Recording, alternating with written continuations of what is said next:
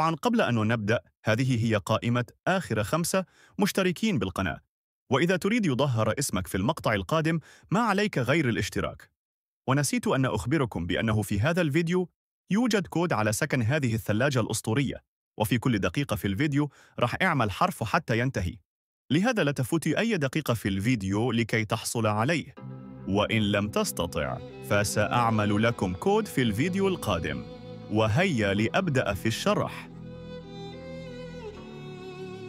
السلام عليكم ورحمة الله وبركاته، ومرحبا بكل أبطال فري فاير في فيديو جديد.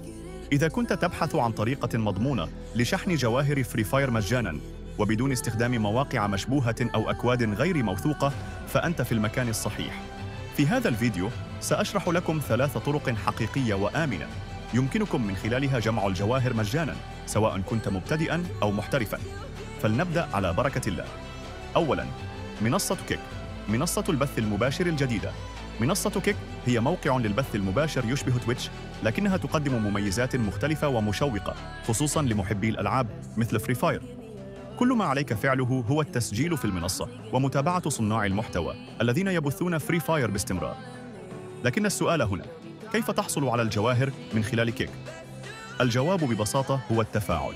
عندما تشاهد البثوث وتكتب تعليقات وتشارك، تبدأ بجمع نقاط النشاط. وبعض صناع المحتوى ينظمون فعاليات يومية أو أسبوعية داخل البث، ويختارون المتابعين النشيطين للفوز بجوائز مثل جواهر، بطاقات شحن، أو حتى حسابات مشحونة.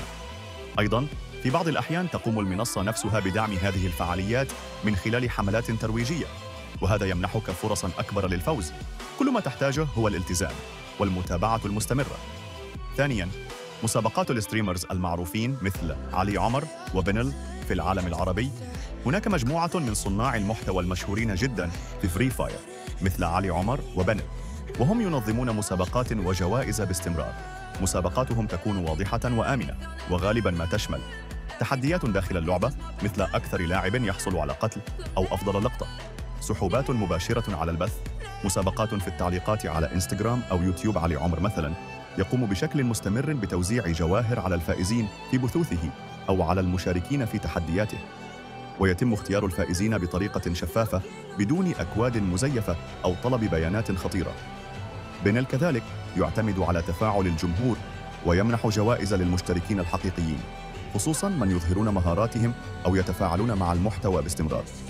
نصيحة مني، تابعوا هذه القنوات بشكل دائم وفعل الجرس، وشارك بجدية في التحديات. فقط بمشاركتك قد تكون أنت الفائز بالجواهر في المرة القادمة. ثالثاً، بطولات جارينا الرسمية بلس عروض التوب آب. الآن نأتي إلى المصدر الرسمي والأقوى، شركة جارينا نفسها. جارينا لا توزع الجواهر مجاناً كل يوم، ولكنها تنظم بين فترة وأخرى بطولات رسمية محلية وعالمية، فعاليات خاصة في التطبيق، وعروضنا توب آب التي تأتي تقريباً كل شهرين. ما هو التوب آب؟ هو عرض داخل اللعبة.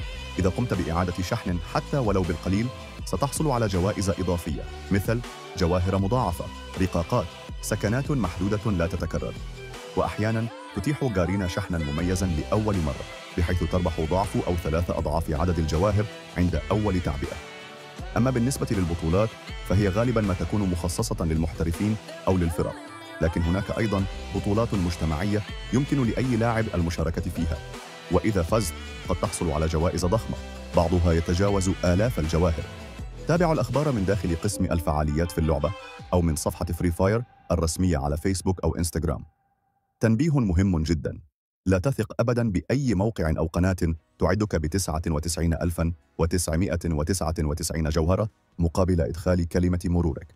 لا تدخل أي كود في مواقع غريبة أو ترسل بياناتك لأي شخص. كل الطرق التي شرحناها اليوم قانونية وآمنة، ولا تتطلب منك سوى النشاط والمتابعة. خلاصة الفيديو: 1. منصة كيك، تابع وكن نشيطاً لتربح من البثوث. 2. مسابقات الستريمرز مثل علي عمر وبنل، شارك بذكاء. 3. بطولات جارينا وعروض التوب آب. تابع اللعبة واغتنم الفرصة. إذا استفدت من هذا الفيديو، فلا تنسى الإعجاب والاشتراك في القناة، لأن دعمك يحفزني على تقديم المزيد. واكتب لي في التعليقات، ما هي الطريقة التي أعجبتك أكثر؟ وهل جربت واحدة منها من قبل؟ أراكم قريباً بإذن الله في فيديو جديد، والسلام عليكم ورحمة الله وبركاته.